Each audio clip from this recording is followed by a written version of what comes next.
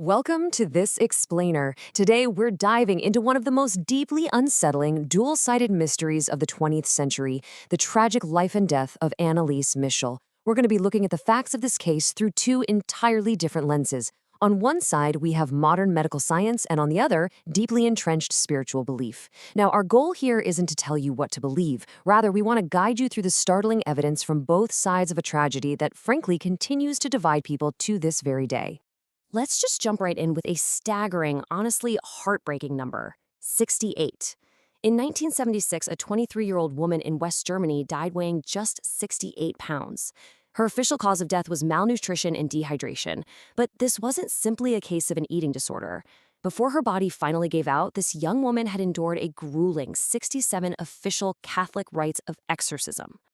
Section 1. A normal life disrupted. The beginning of the nightmare.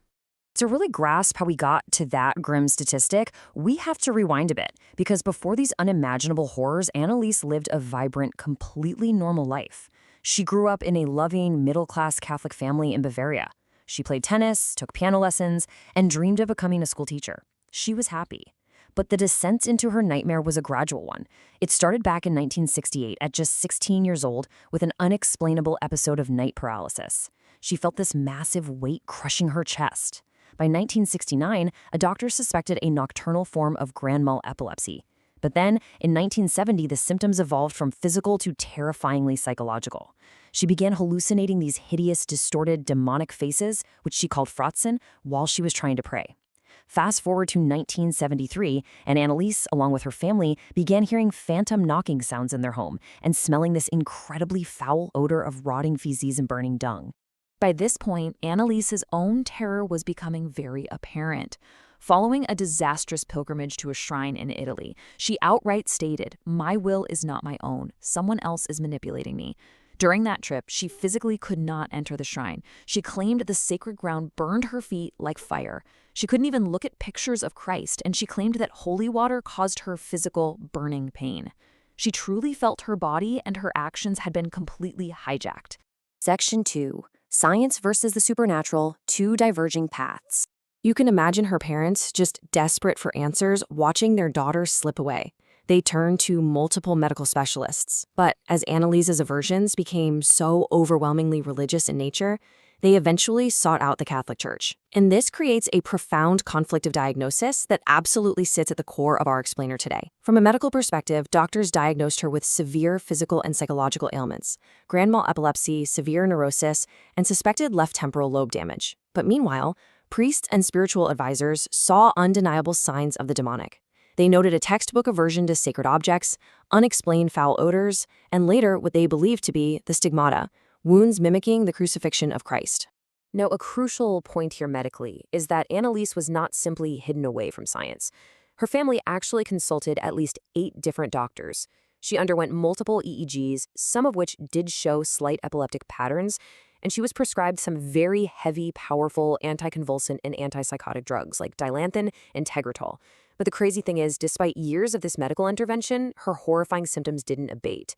Actually, they grew exponentially worse. But over on the spiritual side, the priests observing Anneliese were noting physical impossibilities that seemed to completely defy medical explanation. She started displaying sudden superhuman strength. She threw her sister across the room like a rag doll and squeezed an apple with one hand until it literally exploded. She began eating coal, flies, and spiders. She would violently tear off her clothes, claiming her body was burning up, and she compulsively performed up to 400 deep squats a day, going until her knee joints were totally raw and destroyed. Section 3. 10 months of exorcism, the battle for Anneliese. Believing medical science had entirely failed to cure what was happening to her soul, the local bishop secretly authorized a solemn major exorcism. This kicked off an intense, ruling spiritual battle starting in September of 1975. Over the next 10 months, the priests performing the rites claimed to communicate with 6 distinct entities possessing Anneliese. They identified themselves as Judas, Lucifer, Nero, Cain, and Adolf Hitler. But the most baffling one? An entity calling itself Pastor Fleischmann. He was a highly obscure, disgraced, and violent 16th century priest from a town an hour and a half away. Info about him was buried deep in church archives. The priest argued there was absolutely zero way Anneliese could have possibly known about him, yet she was spitting out specific historical details about his life. To document all of this, the priests recorded over 40 audio tapes during the sessions. And let me tell you, what is really interesting and deeply, deeply unsettling about these tapes are the terrifying, guttural voices hurling insults at the priests. Anneliese's voice would drop to this unnatural, booming register, and she'd speak in various distinct dialects. She would scream things like, "Go on, babble all day, I'm not leaving, she belongs to me," directed with absolute venom right at the priests. The transcripts from those tapes also show the supposed entities frequently arguing amongst themselves, constantly bickering over who was in charge and when they were going to leave. Fascinatingly, the priests noted they only showed weakness when secretly tested. During one session, a priest brought in 5 identical, unmarked bottles of water. Some were just tap water, some were holy water. Anneliese supposedly screamed and hissed only when the holy water was presented, despite having absolutely no visual way to tell the difference between the bottles. The physical toll this battle took on her was just immense. There were 67 exorcism sessions over 10 months, with some lasting up to 4 grueling hours. Anneliese was highly combative. It often took 3 grown men to hold her down, just to prevent her from severely injuring herself or anyone else. During the final ones, she gradually refused all food, telling her family that the demons were physically clamping her jaw shut and prohibiting her from eating. Section 4. The Trial and Verdict. Assessing the Blame. By July 1st, 1976, Anneliese's emaciated body finally gave out, and she passed away in her sleep. But her death wasn't the end of the story. It immediately triggered a criminal investigation, leading to one of the most controversial and highly publicized trials in modern German history. In 1978, the 2 priests who performed the exorcisms, along with Anneliese's parents, were put on trial. The charge? Negligent homicide. For failing to act. The state argued that they had a legal and moral obligation to force medical intervention, specifically things like intravenous feeding and tranquilizers during those final fatal months of her starvation. The courtroom rapidly turned into a total battleground of perspectives, which perfectly summarizes the dual nature of this entire case. The defense aggressively argued that Anneliese was an adult of sound mind, making a constitutional choice to refuse further doctors, believing her suffering was actually a religious penance to save the souls of others. The prosecution, on the other hand, maintained that her underlying epilepsy had evolved into a severe psychosis, completely stripping her of the mental capacity to make a rational choice at all, meaning forced medical intervention was required to save her life.